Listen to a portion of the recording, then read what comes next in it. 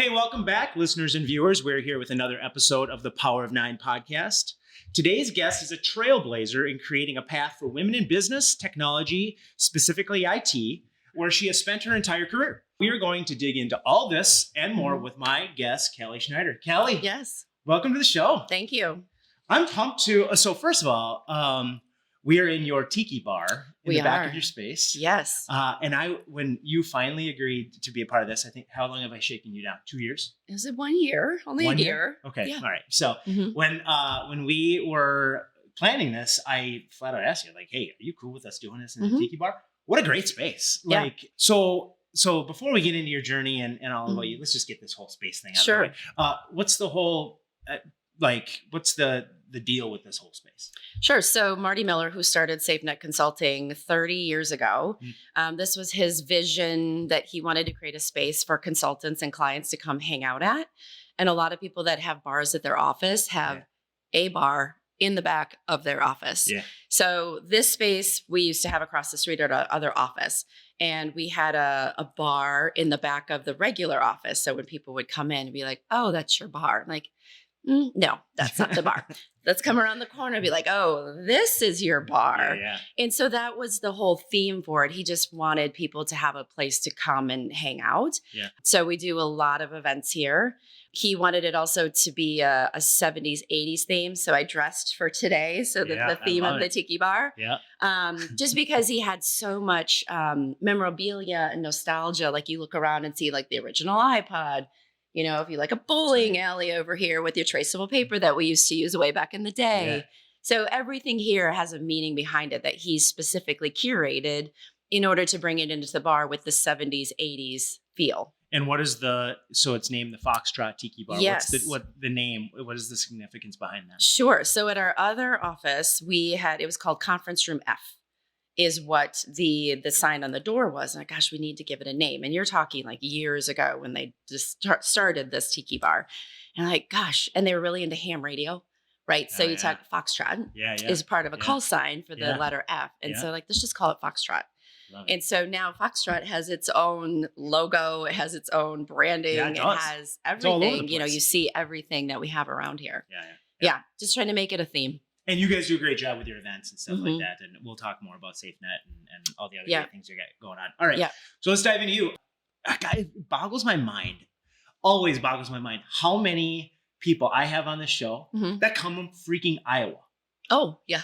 Like, it continues to boggle my mind. I'm like, the Jamie Tateses and the Darren Lynches and everybody else that I'm probably forgetting and all these, like, so where did you grow up in Iowa? And tell me a little bit about your childhood and growing up and stuff like that. Sure. So I grew up in Mason City, Iowa. Fun fact, I grew up 1 block away from Jamie Tate's. Oh, you did? Yeah. We were 5 years apart in school. She lived down the street from me. We didn't know until like a couple of years ago. Did you know her mom? No. No? You didn't know that family at all? No, but we lived in the same neighborhood. Isn't that crazy? Isn't it? Yeah, we just figured that out. Oh, so grew up in Mason City, Iowa. Went to Mason City High School. It's where I spent my entire career. So I was a huge sports athlete in high school. So I played 5 sports, which you could do way back in the day. Because these days, your kids have to commit to just one and do it year round. And I hate that. Big softball player, volleyball, basketball, golf, and I was a cheerleader as well back in the day. Kind of all the things. Wow. Yeah, all was the one things. That were you particularly good, or did you particularly enjoy one over at the 5? Yeah, softball was my favorite sport. So I actually made the all-state team a couple of years back in the day. Oh, you were good. I was pretty good. Yeah. What position you play? First base. Yeah, sweet. I played first base. Yeah, nice. And then catcher, filled in for the catcher whenever anything's. Yeah. Yeah. Yeah. You got to have a certain kind of mental fortitude to be able to get behind the plate. Oh, yeah. The catcher was easy. Like, not a problem. Yeah. I could easily do it. I loved it. Yeah. So you were good then. Did you take it beyond high school? Nope. I wanted to go to college and actually be a college student and just knew like women in sports and things, you're not going to go very far, right? It's just the world we lived in back in the 90s. Now it's becoming a whole lot greater opportunity, but no, I didn't see myself going on playing in college or playing, I guess it would be Olympics after that. There was no professional softball. Yeah. Golf maybe, but it was, again, I didn't want to put in the effort. Even this day, I just play for the fun of it. Yeah. So I don't really keep score anymore. So what was your family dynamic growing up? Sure. So I had a younger sister, so 18 months younger than myself. And so I grew up with my mom and my stepdad. And then my dad and my stepmom lived in Arizona, which is Oh, why I spend a lot of time out there as well. So I right. was exposed to it at a really young age. Yeah. Mhm. Yeah, how much, like, that's great. That's actually kind of crazy. Like, so Yeah. at what age were you when you had one parent living in Arizona and Yeah. one living in Iowa? Yeah. So I was 10 when my dad moved to Arizona. And fun fact about flying, like I started to fly when I was 10 by myself with my little sister in tow who was 8. Just you two? Just the two of us on an airplane. Wow. Yeah. So you think about these days in airplane and it's like, oh, you have to pay the fee. You want someone to watch your kid. Right. Versus us, it was like, and you could walk to the gate. So my mom would drop us off at the gate and my dad would pick us up at the gate in Phoenix. There were no videos. There were no nothing. So you had to like keep yourself busy. And it was just you two. Just the two of us, two littles. And was there any like concierge or anything No, like that? Help? not really. They They just knew we were going, but it was just like, hey, watch these little girls. Yeah. And there was one story one time where my dad booked a connecting flight. My mom was so upset. If she hears this, she's going to know. Because She doesn't know. she doesn't know yet. Well, no, she knows because no cell phones, right? So Right. we ended up connecting in St. Louis. We missed our flight. Yeah. And so the lady in charge trying to take care of us almost missed our second flight and they had to pull the plane back in for us because Oh we're my too gosh. little. That was the last flight of the day. Here we're 8 and 10. Right. Just hanging And they out in brought St. the- Louis they by brought the- ourselves. They brought the plane back for us Wow.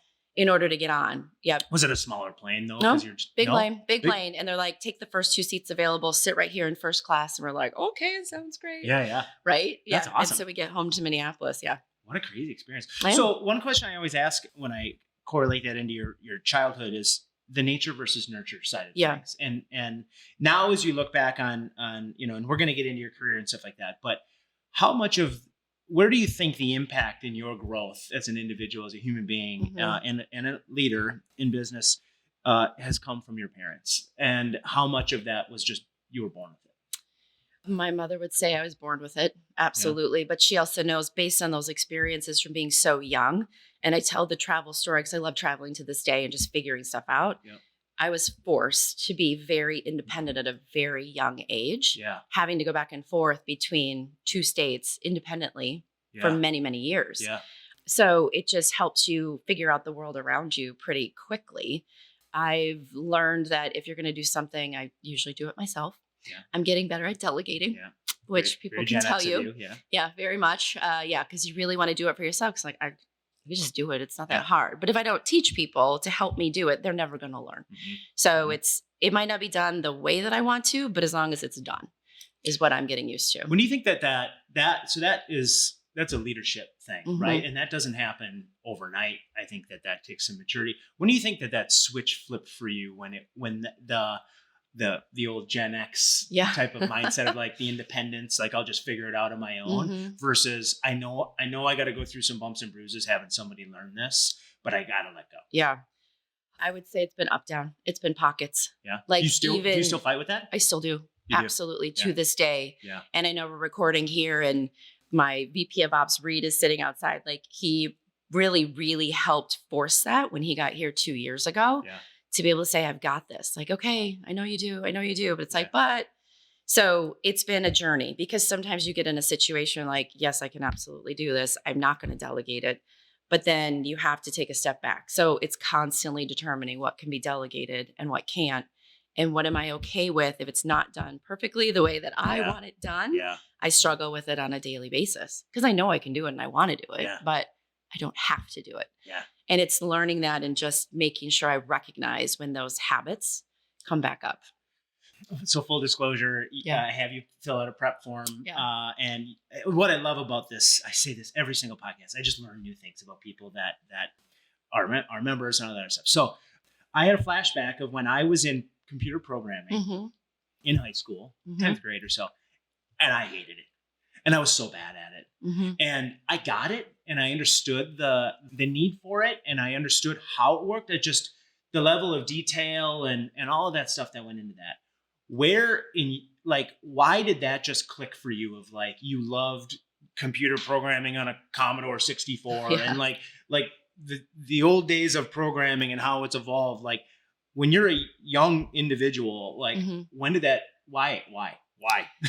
Oh my gosh. So I had an uncle who was really a visionary in the world. It seems like big entrepreneurs, started his own mutual fund before he was the age of 30. So he had a lot of insights into the world around us. And so he would come home and say, or to Iowa, because he lived in DC, and bring us computers.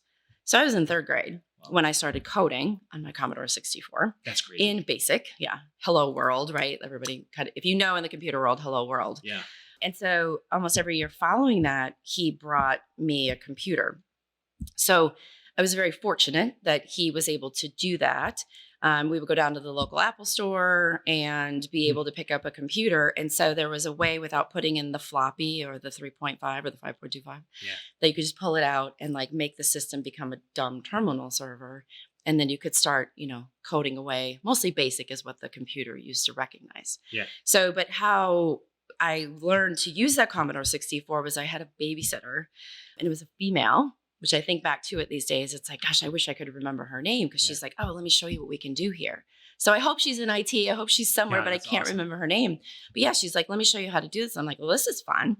And then you learn how to use your colons, your semicolons, your commas. Like I literally coded in 10, do this, 20, do this, 30, go to this, right? And the loops. And so then when I got to high school, my high school offered Pascal coding.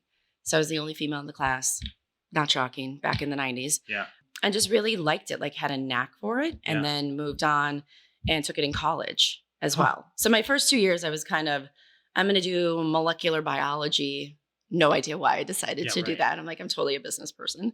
And so once I figured that out, it was, okay, I'm going to go business, but I want to go MIS. And I went to University of Iowa for the first 2 years. Had a lot of fun. Yeah. A lot of fun, which Darren and Jamie can attest to, they went to University of Iowa as well. And, so I needed to transfer. Yeah. One, to get away from. And you had to transfer. You had to transfer just because of the fun factor? I did. It was just like, truth be told, I was like, if I'm going to be successful in life, I need to get out of here. Yeah. I need to get out of here. Yeah. Where are my other options? I looked at University of North Carolina, had a good MIS program, and I'm sitting in the library, right, going through the U.S. News and World Report, the ranking of colleges back in the day when you had to go to the library and do research. Yeah. So I told my mom, I'm like, I want to go to University of North Carolina, or I can go to University of Arizona. Both are really good programs. Right.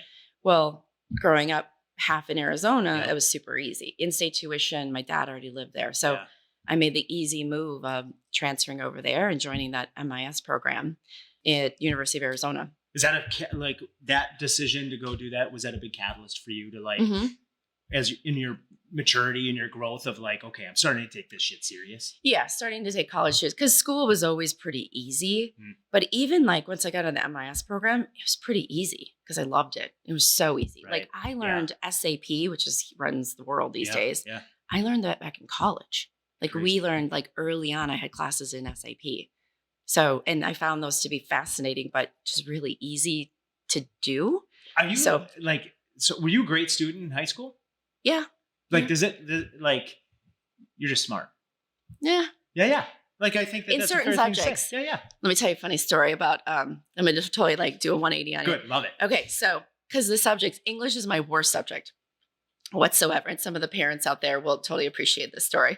My son will not, as we're telling it. So English worst subject, but science and math, totally just clicked. And then the computers. So we're working on his assignment. He got a 1 out of 4. And I was like, oh, well, let me help you rewrite this. And because I can see what it is. It's boring as anything, right? To read through. English, my worst topic. And I'm like, I can rewrite this. I write proposals for a living. So I rewrote it for him, submitted it. I got a 1 back. I felt so bad for him. He's like, Mom, we got a 1 again. We got a 1. Let me talk to that teacher. Yeah. But I'm like, yeah. I'm like, he's really good in math and science. So my kids are all math and science. I feel bad for them in English. And I'm like, it's okay about your English score. How about your husband? Does your husband have any good English? No. He's total math and science. Yeah. He's eons, just do so many complicated math in his head. Yeah, right. He should have been a stockbroker or a trader or something. He's in media now, but just ridiculously smart in the math realm. Yeah. So then when you went from Iowa to Arizona, how about the people that you were around? Were the caliber of people that you were around specific to the industry you're going into, technology, into information? Yes. Did you just feel like that was elevated as well? It was, because when you're around a lot of people in the different classes, it was completely different from hanging out at the sorority, which I did. Yeah. So I was a sorority girl, but I also was in the MIS program, which was like, that's very weird. If you're in the sorority, you should be in communications or elementary education or something like that. I'm like, no, I'm MIS. So yeah, very different. But I also joined the MIS club in college, Love it. which is actually how I led to my job. What did I do? Networking. What do I do these days? Networking. So I learned at a very young age in college, networking through the MIS club was going to get me where I wanted to be. And I met the recruiter. I started chatting with her every time she would come down to campus. She lived in Denver. Not shocking. I got an interview and landed the job before like my fall semester of my senior year. Wow. Like that's how it works, right? That's how it works. And I think that's a big part. Like I'm a college dropout, so I didn't have. I'm a late bloomer from that respect. So I would say like I started figuring out relationships in my early 20s, where I think anybody who went to college realized that okay, this is a huge component of why I'm going to school, and education is a good part of this as well, right? So just the people you're around, I think, is massive. Yeah, but it doesn't have to be in college too. I mean, you can meet people anywhere. And as long as you strike up a conversation, it just creates that environment. It creates the environment. Yeah. And college is a little more structured, and you have like your career services, like they helped as well. The different clubs on campus helped, but it's just talking to people. Like just show up in the room. Step one, because most people are like, oh my God, I don't know anybody. Walk into the room, just start chatting with people and just tell them about yourself, and you'll connect on something. Even if it's the weather. So what? Find a wing person. Find a wing person. So Find one person that you know. Standing at the bar, standing at the buffet, standing somewhere, standing by themselves as well, because they're all looking for somebody else as well. So that was like really, really early on when I look back to how networking and what it means for me and why I still do it to this day. That's really the early on of where the networking started to get my first job. All right, we're going to start diving into your career a little bit. Okay. We're going to take a quick break. We're going to listen to a few of our community supporters, and we're going to be right back here with Kelli. The topic of talent is hot in organizations of any size, and I would argue none more than small to mid-sized businesses. That's why it's crucial to have a partner to help you navigate all the HR idiosyncrasies so you can focus on working on your business and not in it. Insperity is a full-service HR partner with a high-touch, high-tech platform helping owners work through challenges like employee retention, company culture, and benefits, just to name a few. Do yourself a favor and explore all they have to offer at Insperity.com. Insperity, HR that makes a difference. Verseek Search and Consulting is thrilled to support Coalition9 for another exciting year.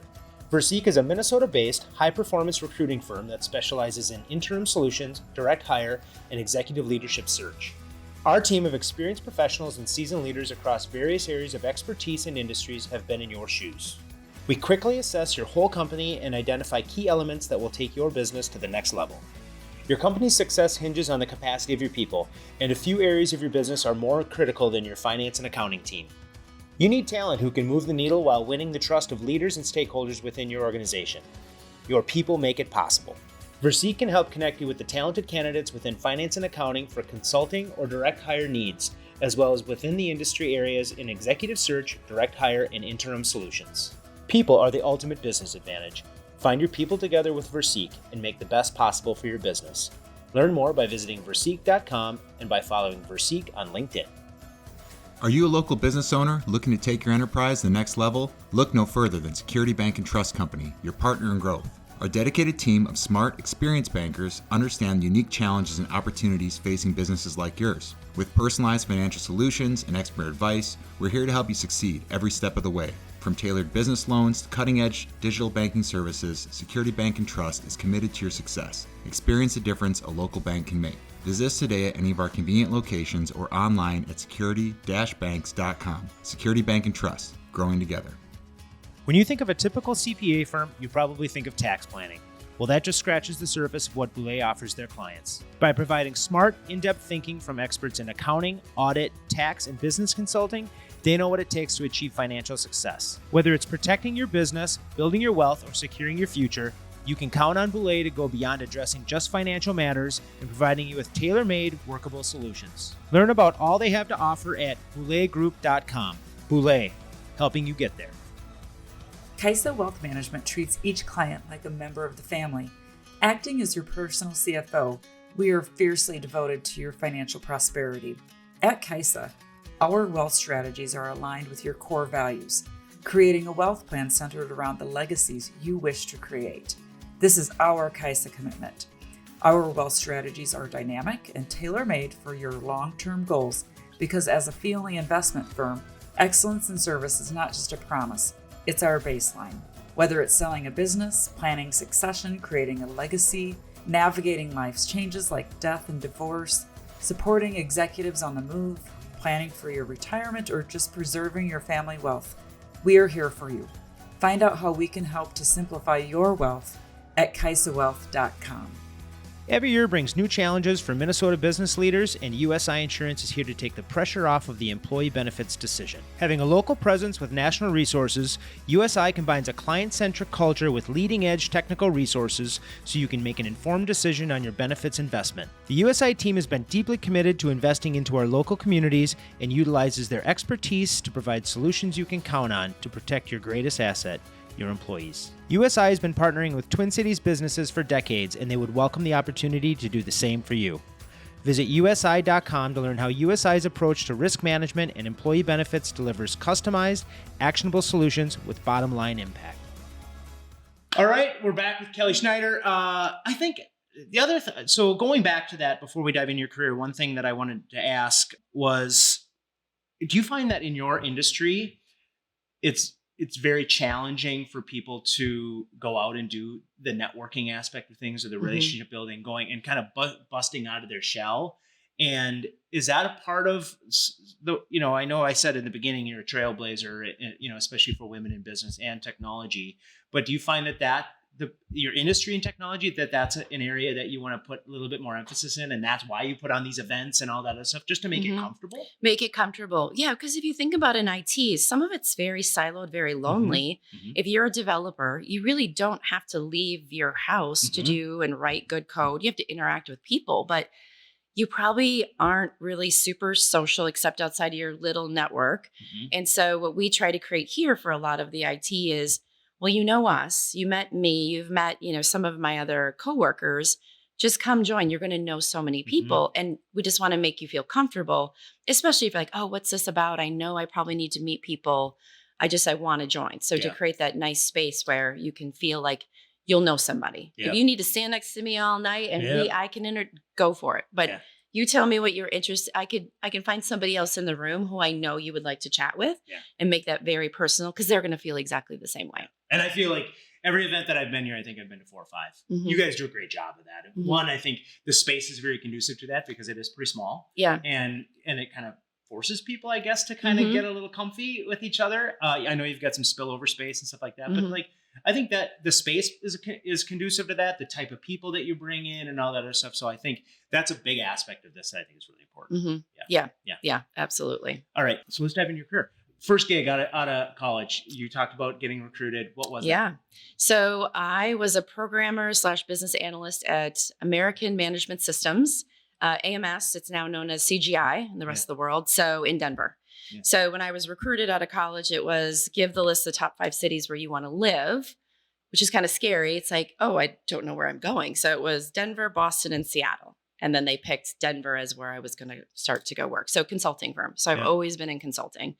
My first project for them was working for British Telecom. So we were working on, oh my gosh, this was back in the day where, you had the handheld phone and, it was the phone bill system. So people would not pay their phone bill. They'd pick up their phone and it would automatically dial them to the operator, say, you have to pay your bill. We're not going to connect you. It was really interesting way back then. And I actually put in to transfer to Leeds, England to go work on the project there. Which would have been super fun. I was only like 23. Like, let's go. Heck, this is going to be amazing. It's not London, but it's Leeds. And then the project got canceled. Unfortunately. So then they sent me traveling. Again, my love of travel, because I worked there for about 4 years as my first job. So first company, but multiple projects. So I spent some time in Birmingham, Alabama. I spent some time in Chicago, Indianapolis, Alabama. Can't you see how I caught it? I can throw it some Southern Belle. Yeah, I love it. Yeah, I lived down there for about 2 years and traveled back and forth. Sweet. So lots of different things. So the baby bills was my jam back in the day, and then telecom days. I could build a phone bill for a corporate account and the reams of paper. I mean, it was ridiculous the amount of paper we used to burn back then No kidding. on our dot matrix printers back in the warehouses of, say, like your Bell South or your Ameritech or your 9X. Yeah. Right. So all those companies that aren't there any longer. Yeah. Mm-hmm. That's awesome. Yeah. Before coming back to Denver. So, and then I met a boy and moved out to Boston because he was, had a job out there and took a job with a logistics company. It was called I2 Technologies at the time. Then they were bought by JDA. Now they're known as Blue Yonder. So I think they still do very much things. So I had a fun job on the customer success, customer service QA team. And so I wanted to say, like, people starting out, if you learn to build at the foundational level, which is, this also helped shape the career, is I didn't need to come in at the top level, be the project manager, whatever role people think at the top. I learned at the foundational level, and it allowed me to do the business analyst side, the quality side, the project management side, because I knew how the system worked and spent a lot of time within that division. And so that's what helped really, really reinforce and build more technical capability. So people these days who are like, oh, I need to start at the top. I need to be this. I'm this great job. If you start in customer success, look at the camera. If you start in customer success or quality assurance, you can pretty much write your own ticket because you're going to learn the technology and why the business runs. And it's the most beautiful marriage in how you can grow your career because you already understand the foundation. So I did that. I used to build trucks, which is kind of fun because they were a logistics company. Cool. So I would do the load balances on the 52s and the 46, the 36, like probably getting the numbers messed up, but it was super fun because you'd have to build the trucks. So when they went around a corner, it wouldn't topple over, right? Sure. The weight has to be all load balanced, front, center, all the sides. So that was one of the fun pieces of software that I worked on. That's crazy. After Blue Yonder, I went to Eliassen Consulting. Oh, yeah, I remember Agilon. Yeah. So more consulting. And then I worked at Verizon. So I went back to the Baby Bells and worked. And then they were merging with 9X at that time. And I built for Verizon the first automated voice recognition system. So when you would call in on your landline and say like operator or customer service or pay my bill, like whatever it was, like we had to do the voice recognition and do all the processing of those files. But they're in Boston. So when you record and they're making the menu, you have a Boston accent, right? You got a Boston accent, you got a Rhode Island accent, you got all these different accents. Yeah. But then Verizon was also in Texas. You have a Texas accent. So if you think about building... Are you kidding me? Like you had to pull out an accent? I didn't. I had to find people that had the accent so that they could all... feel like they could. So part of the community. You know how AI these days, you feed the system? For sure. It's totally the same thing. You feed the system with the different accents, like the plain English Iowa accent that I have, and then all the other ones so it can recognize and pick up different nuances. That's nuts. That's how we built it way back then. Mm-hmm. All right. So I have two questions for you. Dumb questions. Was Verizon still Verizon then? Or I thought they were something else. Like what year did they become Verizon? Like that was a long time ago. It was a long time. I remember I used to sell cell phones. Okay. This wasn't even cell phone. This was Baby Bell Verizon. So okay. There's my other dumb question. Yeah. What the hell is Baby Bell mean? Oh, it's the original, like the original carriers. They still exist today, right? Because you still have all the wires and everything underground, but they all got purchased. All the infrastructure is there. So we used to call Baby Bells in tech because it would be your Ameritech, your gosh, do you remember? It was Quest, US West. Growing up, US West was a Baby didn't Bell. Quest get bought by like a Verizon or something like that? They got bought by so US West, Quest, and then in between now it's Lumen. Oh right, okay, yeah, CenturyLink. CenturyLink, the evolution. It's the evolution of totally. You know, I could talk to you about POTS and all the that's local what I think, affordability. Like, it's so fascinating. You were like dropping down like terminology from your world. Yeah, and I'm just like, and I was reading your super old, and I saw Baby Bells, and I'm like, I don't know what that means. Yeah, I got to remember to ask that question. So I'm glad we asked. Yeah, asked that. Yeah. Right. It was when Ma Bell. That's why it's called the Baby Bells. Ma Bell was AT&T. Yep. They owned the whole country, monopoly. The government made them break up into the Baby Bells.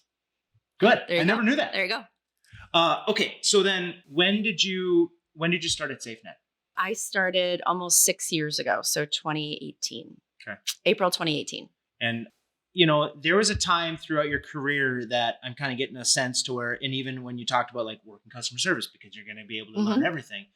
When did the switch flip for you on that you have this aspect to or a skill set within you that you can sell? Yeah, I don't like to say that I can sell. I can help, But you have the guide ability to do it. decisions. Yes. Yeah.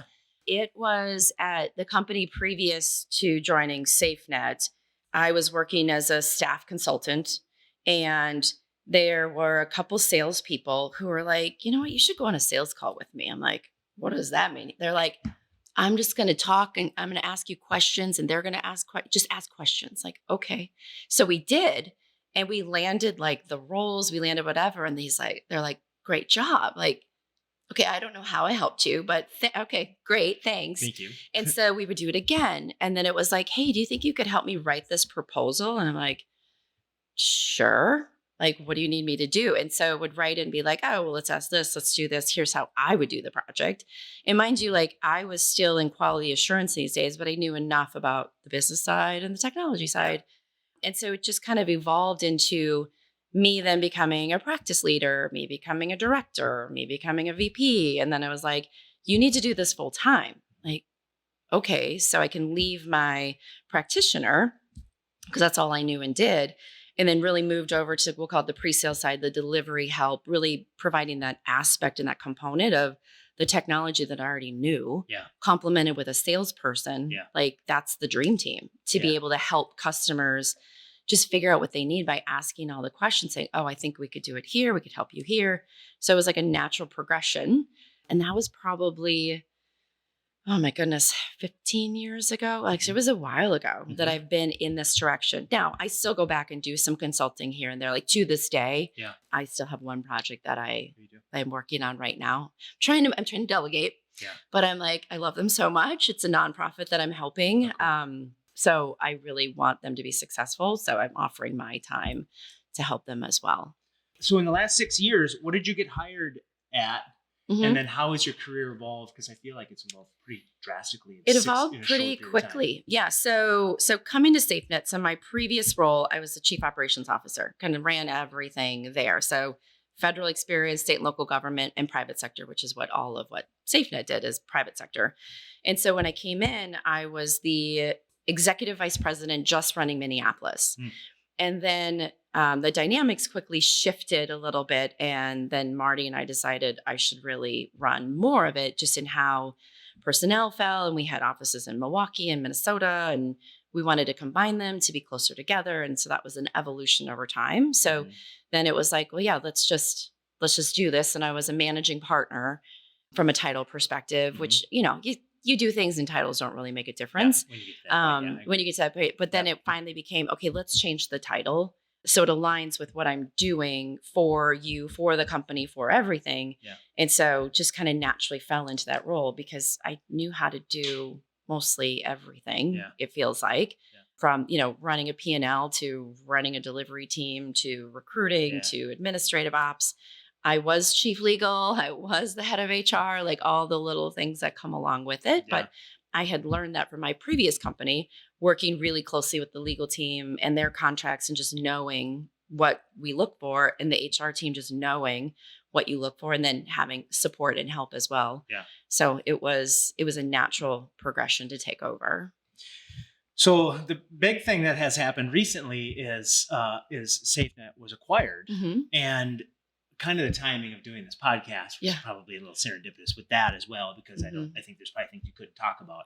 And if I ask anything and you're just like, I can't talk about that still, fire away. So when did this, so 6 years you're with the organization, how far into your career here did the topic come up like, hey, we might be selling, or we may need a suitor? So it'll be 6 years this April. So if we back up when I joined, I kind of knew that's where Marty wanted to head. So already just coming in, like there were talks of, yep, we want to either be acquired. Like he had been doing this. It's 30 years, 2024, right? Built on the back of him, sole owner, privately held, everything. So when I came in, I was like, okay, that's the direction. Okay, that sounds great. Like, let's go build it. Let's go do it. And then, some of the dynamics changed with some of the people there. And so it was still, let's figure this out. I know he's going to want to retire. Well, let's build it. Let's make sure it gets to the point, right? This is his company. He's built it, but we're having fun along the way and just doing it. So there was a time, it was last year, at this time that we went on the market, it was like, should we, shouldn't we? Like, we're doing really well. Yeah. But I also know like it, not that it won't last forever, but things always have to change. They Yep. just do. So this is the best time for us. So when I got here, it was starting already to prep. So 6 years ago, it was contracts in the right folder, make sure our HR practices, policies, documents, like really get things well running. Maturation, yeah. Yeah, absolutely. Like projections and spreadsheets and just things that they didn't really have formally in place. Yep. Like they'd done fine before I got here, but it was, okay, let's get some maturity. Let's get a little bit more. So I helped them put all that into place. And then we were doing really well. And then COVID, right? Well, heavens, COVID, but we weathered the storm. Like COVID hit us, but not hit us hard because we had really good practices and processes in. So shout out to Jamie Tates, who is our business coach. Oh yeah, sweet. Yeah. So we had hired her like a year prior and just getting everything in order. So it was the reason we were able to weather the storm and could take on everything because we already knew where we were going, what we wanted to do, what was important, what wasn't. So she helped us figure out that, during the years that we were with her. So it was a year ago fall. It was, okay, the business is in really great shape. Let's look at going in the market just to see. Let's just see. Yep. And so you put together all that information and then we finally hit the market in March of last year. Okay. Yeah. Almost a year ago. Almost a year ago. Wow. Yeah. That went fast then. It did go fast. I mean, that's crazy. It is. I thought it was way long. If you would have told me 2 years, I even would have said that that's pretty quick. Wow. A year ago, March, we decided the investment banker was like, nope, we're ready. We're going in the market. We're going to send out the SIM. We're going to send out all this stuff. So it kind of it was a whirlwind last year, just everything that went on with all the transaction and just data points and, uncovering where all the bodies buried. It's like, well, we didn't have a lot of them because we already had been really well organized in what we were doing. So that's probably part of the reason that we didn't have to get stuff in order. It was already in order.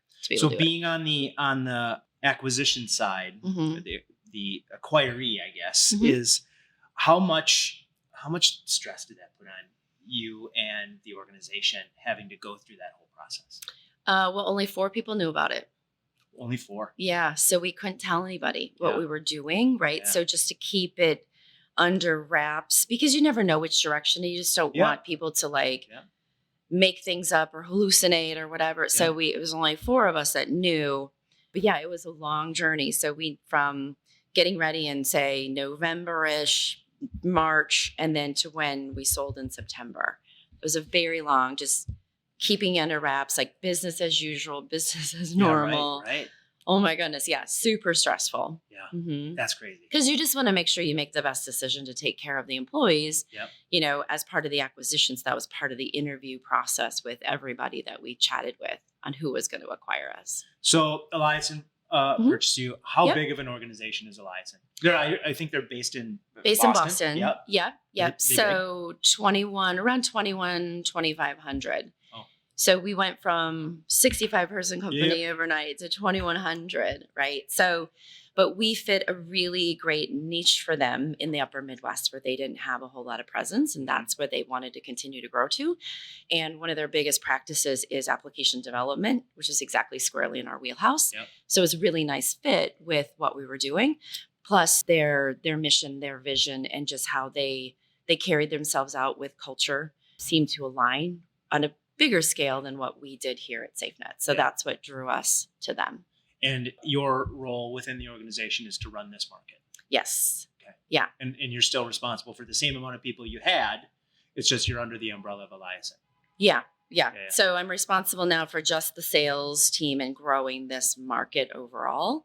So it's a little bit less people. Like I'm glad to get rid of legal and HR and just all this stuff that wasn't my skill set anyway. Can I do it? Sure. But am I the best person? No, probably not. Yeah. So to have such a great team now at a grander scale with lots of resources is amazing. Yeah. So then it just allows our sales team to continue to do what they're really good at while getting used to some new, tools and processes. I mean, change is inevitable with anything. Yeah. So it's kind of like, well, we did this way before. It's the same thing. It's just a little bit different. Yeah. Input of data and output what you're getting. So I want this podcast to always focus on you and Yeah. your personal brand, but I do think that we got to do a little bit of a service to Eliassen and Yeah. So in like 30 seconds or less, explain to me what you do. What I do. Or what the depends firm on the day. does. Yep. Sure. So Eliassen is a long history brand, almost similar as SafeNet, like 20, 25 plus years.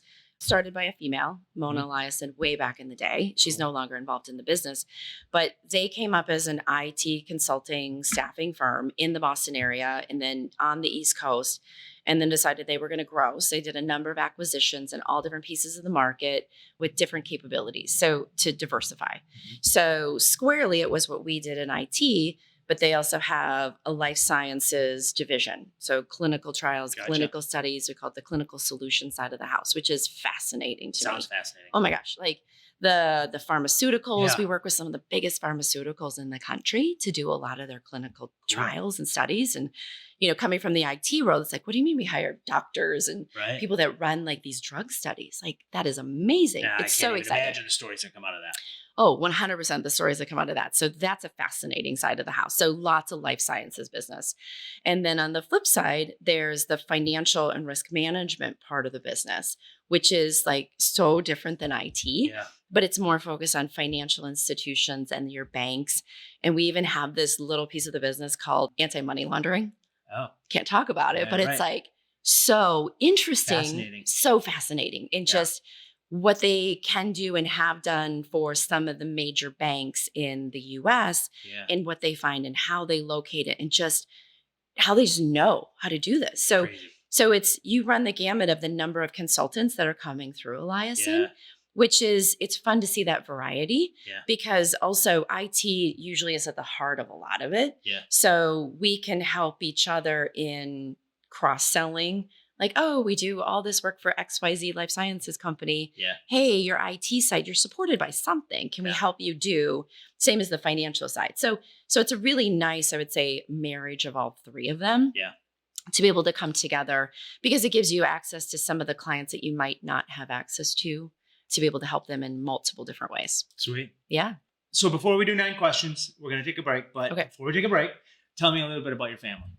My family. So I have a husband, Dave. Yeah. He works in media, like to sell. He sells air on TV commercials. Sweet. And then I have 3 kids. So the oldest is 15, freshman in high school.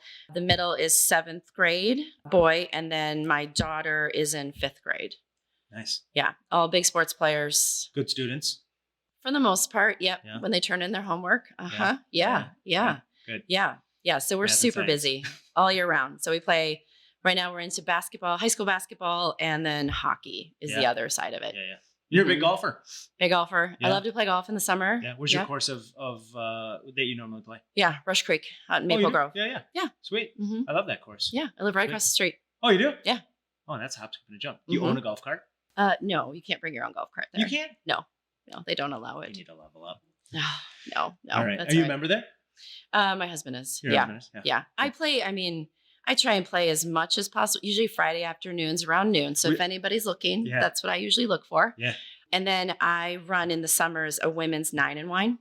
I remember As seeing well. that. Yeah, that's cool. Yeah. So try to get more women at the higher levels who don't make time for themselves Yep. to slide it into their day. So we go once a month, different golf courses, 9 holes only, sometimes mostly par 3. So get in an hour and a half, and then you could stay for afterwards networking, but you can cram 3 hours at the Yep. end of your day, Love that. still have a whole work day, still have an evening in the summer, but meet new people and just enjoy the game of golf. We don't keep score. You can and you don't have to. Yep. Love that. You can know how to play. You could just have bagged. You'd be like, I am terrible at golf. Like, Yeah. we love those type of people because it's like, do you want to hang out with others? Do you want to sit in the car? Just want to throw the ball out? Yeah. Do you want to just putt? What do you want to do? You could love do that. any of it because nobody cares. Yeah. And that's the best part. It's just getting more women out together and feel comfortable with the game of golf. Yeah. Is what I'm trying to encourage and enable. I love it. Yeah. And sometimes we come back here for a happy hour, As you should. as Yeah. we should. Yeah. Yes. Yeah. All right, cool. We're gonna take a quick break. We're gonna hear 9. We're gonna do 9 questions. Kelly's Great. absolutely thrilled about this. Super Yeah. thrilled. She Uh-huh. told me that this is the thing she's been looking forward to the most. So we're gonna take a quick break, hear from some of our community supporters, and be right back with Kelly. United Healthcare is dedicated to helping people live healthier lives and making the health system work better for everyone by simplifying the healthcare experience, meeting consumer health and wellness needs, and sustaining trusted relationships with care providers. UHC is continually focused on building a modern, high-performing health system via improved access, affordability, outcomes, and experiences. With a network of over 1.6 million physicians and healthcare professionals and over 6,000 hospitals, United Healthcare is dedicated to connecting employers and their employees to better health by offering quality benefits designed for affordability. For more information, visit United Healthcare at www.uhc.com. United Healthcare, helping people live healthier lives. Regardless if you're a startup just figuring things out or a medium-sized organization with a full team, having a legal partner by your side is crucial. Seiler Law is fiercely loyal to their clients and are passionate about removing headaches and roadblocks that can pop up during the growth of your business. Whether you need general outside counsel, are planning a business transaction, or even need someone to guide you through the estate planning process, the team at Seiler Law are the advocates for you. Visit seilerlaw.com to learn more. Seiler Law, where experience meets pragmatism. Tell me if this sounds familiar. Your business is having challenges with adding revenue, or you're ready for quicker growth and scale. Your sales team lacks a coach or mentor to help guide and excel their production, and you're not quite sure who the best resource is for sourcing and replacing sales professionals on your team. When you're looking for a company that provides sales solutions that drive growth, look up Sales Homie. Sales Homie is the premier fractional CRO or VP sales agency, additionally offering sales recruiting and placement services, sales leadership coaching, and sales team training programs. Don't put your business at risk with low revenues and uninspired sales professionals. Learn more about Sales Homie by visiting their website at saleshomie.com. Sales Homie, sales solutions that drive growth. Mason Jar Marketing helps businesses bridge the gap between marketing and sales so they can crush goals. They're a collaborative partner, one who translates strategic priorities into actionable, goal-aligned tactics. You can count on them to deliver creative expertise and flawless execution for all marketing channels, no hand-holding required. If you're ready for a partner who listens well, thinks big, acts fast, and drives results, schedule a complimentary marketing needs assessment at masonjarmarketing.com.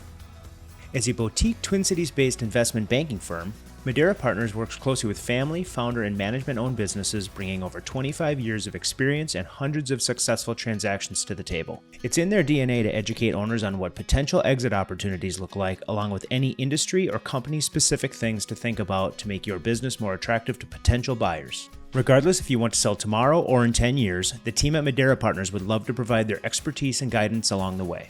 Take some time to explore their website at madeirapartners.com. Madeira Partners, your life's work deserves our best work. In addition to our amazing prospering and thriving level supporters, we want to shine a spotlight on our equally amazing evolving level supporters. Alliant Insurance Services, Bauer Design Build, Beyond Design Resource Group, Entrabank, Fluid Interiors, and Modern Foundation. All of the Coalition 9 community supporters can be found at coalition9.com/community-supporters. All right, we're back here with Kelli Schnieder. Let me dig out my 9 questions. Kelli, can you confirm to me that you have no idea what I'm about to ask you? Oh my gosh, no, I do not. So what's funny about this is on your prep form, I said, is there anything that I shouldn't ask you in the 9 questions? I said out of respect to everybody. Mm-hmm. And you just said it. I don't have the 9 questions yet. Yeah. And I didn't respond saying, you're not going to get those 9 questions. Do you ask the same 9 questions of everybody? No. Oh, so Everyone I gets a different can't even question. do any research on it. I have kind of like a pool of like 30 or 40. Okay. And then I just pick the ones based on what I think is going to be good. Okay. Based on what I know about you. Okay. So when one song comes on the radio, you have to sing with it. What song is that? Oh my goodness. AC/DC Back in Black. Are you a metal My favorite gal? song. No, I mean, in high school, kind of, but like, that's one of my favorite, like, just like the intro, like that is a great that song. one. And I would say Ice Ice Baby. Vanilla Ice? Yeah, totally fitting for the 90s. Yeah. Mm-hmm. Yeah. I do know that one too. And maybe on another podcast, we can, we can do dueling rap. Oh, tunes. Rap was my jam back in high school. Was it? Oh, yeah. Listen to hip hop all the time. Hip hop rap. I think my mom used to take away my tapes back in the day. Was so Vanilla Ice that's the same time. Like I'm a product of the 90s, right? Okay. And so like I think we're getting like when I graduated, I was probably a little younger when Ice Ice Baby came out. And stuff. Yeah. What was your favorite hip hop artist? Was it Vanilla Ice? It was more DJ Quick. Oh yeah. Do you know sweet. them? Yeah, yeah. Eazy-E. Yeah. N.W.A. Yeah, N.W.A. That was a great. So Beastie Boys. Woo! Woo! Yeah, my wife saw Beastie Boys is on my Pandora radio. Like that's Is it? what, if you're gonna play golf with me, we'll probably listen to Beastie Boys radio on Pandora. Deal. And I do love playing golf with music. Yeah. All right, sweet. Mhm. Have you ever had a nickname? You played sports. I did, but not really. No. No, What was your maiden name? no.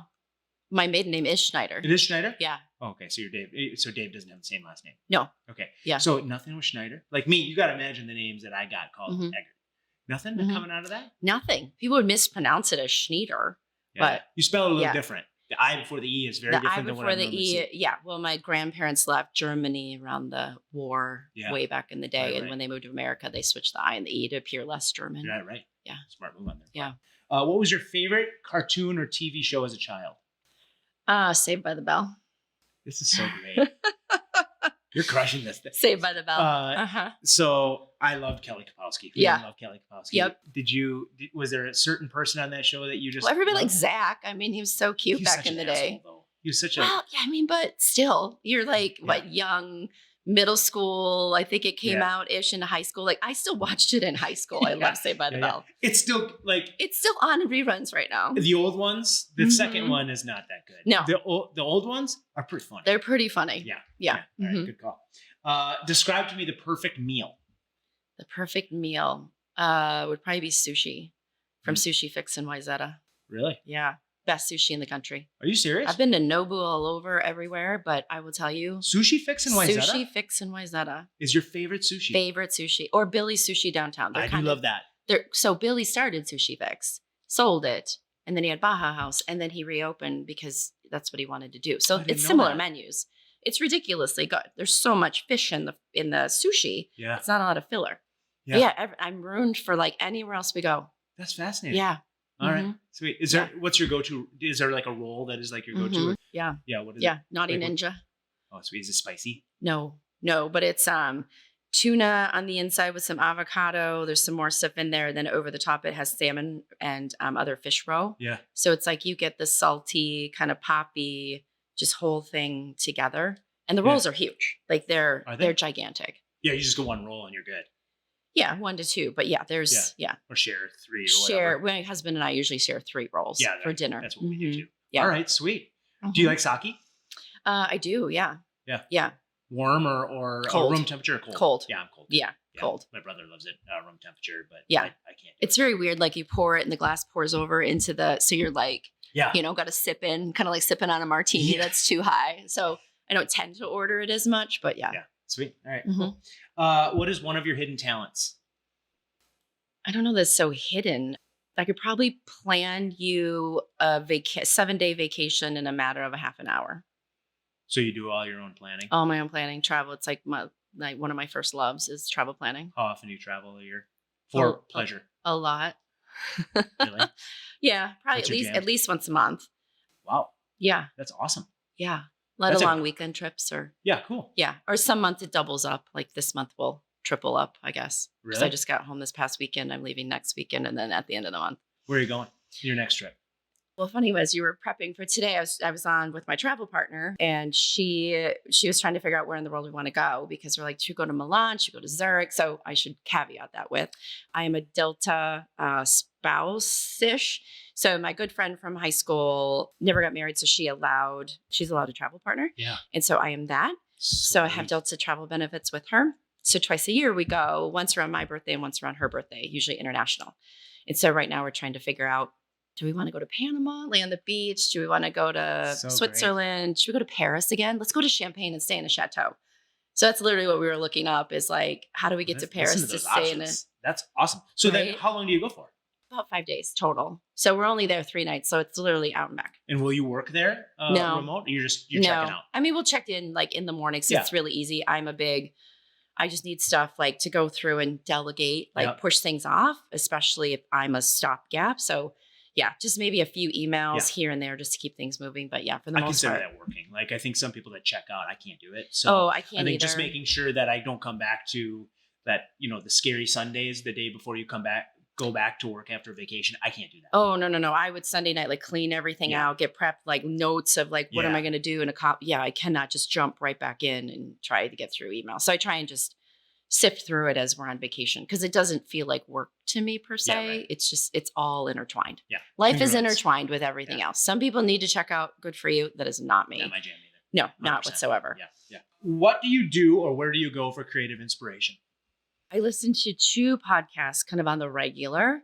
One is the Mel Robbins podcast and Ed Milet. So I find between the 2 of those, there's tons of inspiration, whether it's business inspiration or personal inspiration or just something that just to get you through kind of, those dark, depressive days that we've had here in Minnesota where it's like, oh my gosh, I haven't seen the sun in forever. Yeah. I need some motivation or just something to be able to motivate me to get going and keep going. Yeah, that's good. Mm-hmm. What do you listen to? Do you driving? Usually when I'm getting ready in the morning, I have an Alexa in my bathroom. So it's like, hey, Alexa, play. Oh, shoot, my phone will probably go off. Hey, Alexa, play the news. And so it'll play the weather for me. It'll play the news. And then it'll jump into the podcast where I picked up or dropped off. Yeah. And then usually driving in the car, all podcasts. I have found if I listen to podcasts, I don't have road rage. Oh, I think that's good. I think people that listen to metal and stuff like that are probably a little bit more susceptible to road rage. Yeah. So one of the things people don't know about me, I have really big road rage. I like to drive really fast. If I'm in the left lane, get out of my way. Yeah. But if I listen to the podcast, it's kind of like makes me purposely chills you down a little bit. Yeah, it totally makes me slow down. Yeah. Because I just want to get to where I go. This is not one of the questions. When's the last time you got a speeding ticket? Oh, when I was 17. No, that's not true. Yeah, I might have been 17, 21. Pretty good at That's good. Yeah. I got a warning like 2 summers ago. I got a warning 3 days ago. Oh, okay. Yeah. 65 and a 55, and I talked myself out of it. Oh, I was like 75 and I was 55. Like, I was going fast. He's like, ma'am, you've been driving the left lane for like 20 miles. I'm like, well, why have you been following me that long? Why didn't you just pull me over before? Right. Come on, let's do this. Get those cherries going and let's get this thing over with. My kids are like, I'm like, no words. They're like, Mom, you speed all the time. Do not say anything. Zip it. Yeah. Would you rather hear a comforting lie or an uncomfortable truth? Oh, uncomfortable truth. Shoot you straight. Yeah. Ignorance get is it out not there. bliss. No. Yeah. Because if you know the truth, you can at least work with it and deal with it. If you hear the lie, what if you take action off of it and it's completely the wrong direction? Good logic there. Yeah. Yeah. Good. I've never heard anybody go into detail of like thought process on that like that. Yeah. Most people that answer that question, it's an emotional thing. Oh. Where you actually applied logic to it. Yeah. There's a little bit more on the insight into Kelli there. Yeah. When you're making I made this question specifically for you. Okay, good. This was not one of my 30 or 40. When you make a big decision, what is one question you ask yourself before you finalize it? Personal, business, doesn't matter. Big decision. It's more of a statement. Well, I did the best I could do with the information I had at the time I had it. This is where we're going. Yeah. And knowing that most decisions are not irreversible potentially. So it's like I did the best I could with everything. Because I'm a huge studier. Like I will know. Shocker. Like I will have been prepped for so many different things. Probably overly prepped. Yeah. Where trivia night is like, what do I have to study? Yeah, right. Right. So you're not supposed to study. Tonight? What's the theme? What am I supposed to study? What should I know? I know lots of useless trivia knowledge. Yeah. But it's like just being really well prepped, especially in my head on, I did the best I could with the information I had at hand at the time that I had it. Love it. Yeah. Love it. All right. Last question. You've survived so far. Okay. How do you define happiness? Wow. That's a really big question. It's a deep It's one. a deep question. And I don't expect you to like dive into, a 5-minute diatribe on happiness, but I think as like a high level. Yeah. Gosh, I would say everybody defines it differently. It's, for me, happiness really starts with a bright sunny day, like totally in my world. Mm-hmm. But it's how are things going? And it's a mental state too. Like I know there's days like everybody has where it's like, I really don't want to get out of bed today. And I don't know why, but it's, you do get out of bed and then you got to figure out how you determine how you're going to be successful for the day. Cause I run at such a high level, but there's some days where it's just like, okay, I'd just rather stay in bed. Yeah. But then it's like, well, why do I think that? I'm over analytical. Like what happened? Was it the day before? Was it an event I'm going at? How can I change this? Cause you're not going to be happy 100% of the time, but you try and shoot for it and it's so hard. Like because life is such a different journey of all different things, and you never know what can come up. It's like yesterday was like a ridiculously good day at work, like every single little thing, like the email I was waiting for, the contract came through, Yeah. like all this stuff just came through. I was like, this is beautiful. Yeah, right. So I kind of package that up a little bit, because when the days are like, oh, well, this got canceled, we're doing this, we're changing this, you're like, what on earth just happened? You have to go back and remember, there's the good days and the bad days. Yeah, right. So it's such a, I don't know, happy is a journey. It's just a journey. There you go. You Love know? that. Yeah. That's a good cherry on the top of that Yeah. explanation. Yeah. So, some of the things, so we wrapped up 9 questions officially. Oh, so okay, good, congratulations good. on that. Yes. So one of the things I from afar, right? So I don't get involved in your group or anything like that, but it's super fun to watch, like all of the philanthropic things that you do. You do truly, even using the golf thing on the Friday afternoons with, the women's golf thing, all of these different things that you do truly align with being, I think, the leadership and the trailblazer that you want to be. So I just want to tell you, like from an outsider's perspective that doesn't know you intimately or anything like that, you're doing it. And I think it's really great. And I think people that want to learn more about you, want to be brought into your world, maybe they want to learn more about technology. Maybe there is a teenage girl that is just dipping their toes into the water of technology, and you could be a great resource and a catalyst for some of that. I want people to be able to have the accessibility to you. So where can people find you? LinkedIn is probably the easiest. Cool. But I will say, if you're going to connect with me on LinkedIn, you have to send me a note. I don't randomly connect with anybody who just hits the connect button. And don't sell you anything. Don't sell me anything. Please don't. Because you can tell on there. But yeah, I'm more than happy if someone, like I've done it before, someone will say, hey, I'm interested in technology. I noticed your background. Like, I'm going to write you back and say, yes, we're going to have a meeting. Yeah. So I don't usually blindly accept. Cool. So, because my LinkedIn is pretty well clean, I would say 95%. I know everybody on there. Yeah, cool. And it's purposefully that way. So I can make a recommendation. I know how I met you. I know where we met.